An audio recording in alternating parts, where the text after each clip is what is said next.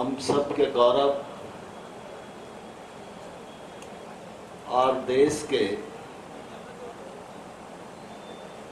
Supreme court के justice आदरणीय जितेंद्र महेश्वरी साहब, ग्वालियर के लोकप्रिय सांसद आदरणीय भारत सिंह जी, इस क्षेत्र के लोकप्रिय विधायक आदरणीय सतीश सिकरवार जी, जिले की कलेक्टर श्रीमती रुचिका चौहान, मंदिर समिति के अध्यक्ष आदरणीय पारस जैन साहब, सचिव जगदीश मित्तल जी, डॉक्टर मंगल साहब और इस कार्यक्रम के साक्षी बन रहे हमारे इस क्षेत्र के गणमान्य आदरणीय अंबिका पचौरी जी, लड्डा साहब, भोजवानी जी, अभय चौधरी साहब, जयप्रकाश मिश्रा जी, कटारे जी, महेश मुदगल जी, पूर्व सभापति लालजी भाई, जयप्रकाश राजौरिया जी, प्रेम सिंह जी, अशोक जैन साहब, देवेश शर्मा जी, बसंत जी, सुरेश बंसल जी, रामस्वरूप तिवारी जी, गोपाल खंडेलवाल जी, रमेश सेवरे जी, विष्णु जैन साहब और इस अवसर पर उपस्थित इस क्षेत्र के सभी गणमान्य महानुभाव, बहनें और पत्रकार मित्रों, श्रावण ऐसे पवित्र अवसर पर द्वारकाधीश मंदिर के प्रांगण में एक भव्य, विशाल और जनोपयोगी संरचना का भूमि पूजन आज जस्टिस महेश्वरी जी के कर कमलों के द्वारा संपन्न हुआ है। इस अवसर पर मैं आप सबको हृदयपूर्वक बहुत बहुत बधाई देता हूं, बहुत बहुत शुभकामनाएं देता हूं।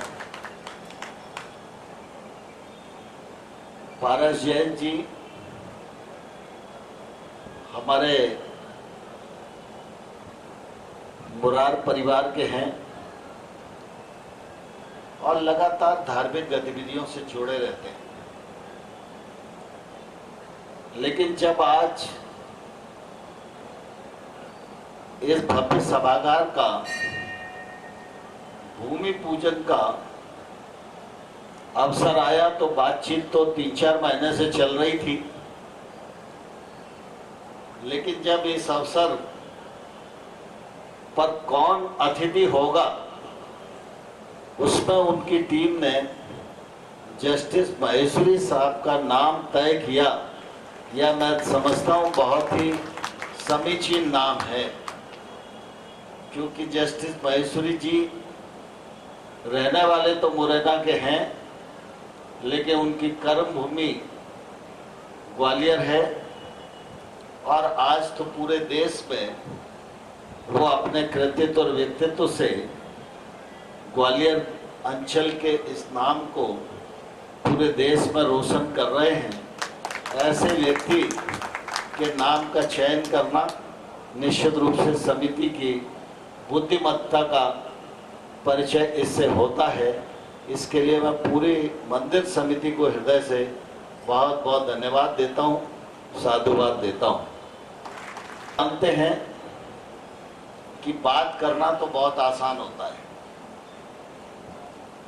लेकिन किसी भी संगठन को खड़ा करना और किसी भी सार्वजनिक स्थान को निर्माण करना ये बहुत ही दुर्लभ कार्य है।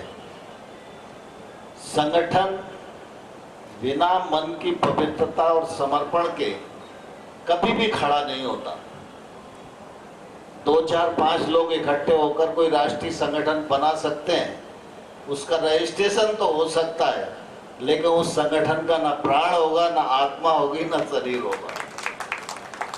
तो संगठन को खड़ा करना है तो उसमें भी बहुत परिश्रम लगता है, और विशेष रूप से किसी संस्थान को खड़ा करना है उसके लिए भी बहुत समर्पण की आवश्यकता होती है। मैं साक्षी हूँ इस मंदिर का, इस मंदिर में कितनी उलझनें थी, लेकिन मैं समझता हूँ कि पारस जैन जी ने और उनकी पूरी टीम ने शायद अपनी प्रॉपर्टी का भी मुकदमा इतनी शिद्दत से नहीं लड़ा होगा पूरे जीवन में, जितनी शिद्दत से इस मंदिर को बचाने और विस्तार करने के लिए संघर्ष किया।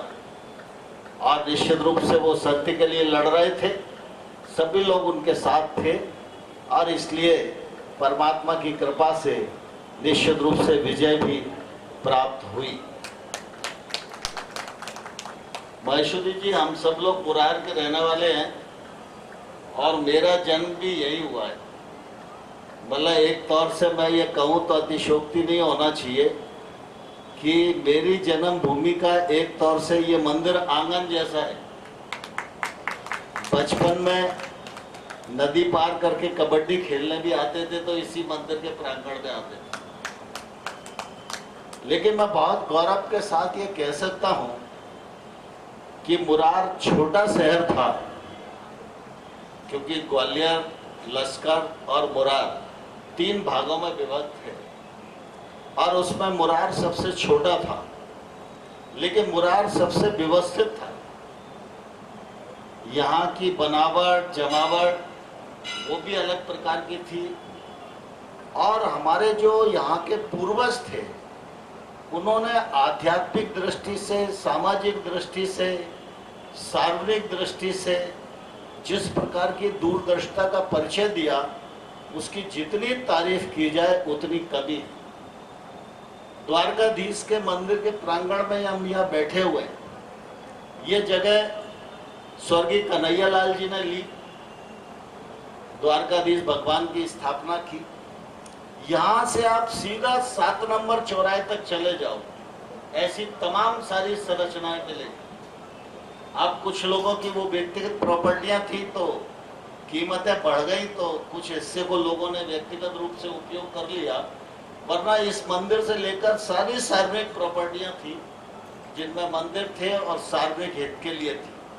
जब आबादी कम थी तो हमारे यहाँ अग्रवाल धर्मशाला थी, तो ऐसा लगता था वो बहुत बड़ी धर्मशाला है, लेकिन आज वो प्राय उपयोग के लिए शून्य हो गई।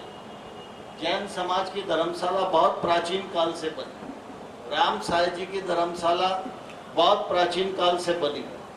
तो पूर्वजों ने मतलब ऐसी दृष्टि रखी उस समय कि आने वाले 50 वर्षों तक जनता जनार्दन उन संरचनाओं का उपयोग कर सके। लेकिन अब 50 साल से ऊपर हो गए, आबादी बढ़ गई, और निश्चित रूप से आज मैं जिन धर्मशालाओं में बड़ी बड़ी बैठकें करा करता था, आज उन धर्मशालाओं में मुझे लगता है कि इसमें अब कुछ भी नहीं हो सकता। और ऐसी स्थिति में पूरा 30पुर से लेकर और मुरार तक कोई भी ऐसा बड़ा स्थान नहीं है जहां बंद हॉल में कोई भी कार्यक्रम किया जा सके। और जब द्वारकाधीश मंदिर में ये कल्पना आई तो निश्चित रूप से मैंने इनको कहा कि इस दिशा में काम करना चाहिए, और मैं समझता हूँ ये सभागार बनने के बाद आध्यात्मिक अनुष्ठान के लिए तो ये जगह उपयुक्त तो हो ही जाएगी, लेकिन अन्य प्रकार के शादियों को छोड़कर जो सामाजिक कार्यक्रम होते हैं उनके लिए भी एक बड़ा स्थान उपलब्ध होगा। यह मंदिर समिति की दूरदर्शिता को निश्चित रूप से दर्शाता है। मैं इस अवसर पर समिति की पूरी टीम को हृदय से बहुत साधुवाद देता हूँ, उनका हृदय से अभिनंदन करता हूँ, और प्रभु से प्रार्थना करता हूँ कि इन सबको शक्ति सामर्थ्य प्रभु प्रदान करें, जिससे कि ये इस पूरे प्रांगण को और सुंदर बना सकें। दूसरा, जिस प्रकार की कल्पना है वो कल्पना जिस दिन पूरी होगी तो मैं समझता हूं कि इस प्रांगण में प्रवेश करेंगे तो जिस प्रकार के एक स्वर्ग सुंदर है, ऐसी कल्पना हमारे मन में रहती है। तो जब इस प्रांगण में प्रवेश करेंगे तो ऐसा लगेगा कि ग्वालियर के किसी स्वर्गाश्रम में हम लोग आ गए हैं। ऐसा महसूस जिस दिन होगा उस दिन निश्चित रूप से यह काम पूरा होगा। और मैं समझता हूं कि लोग वगैरह शब्द तो बहुत प्रचलित हो गए।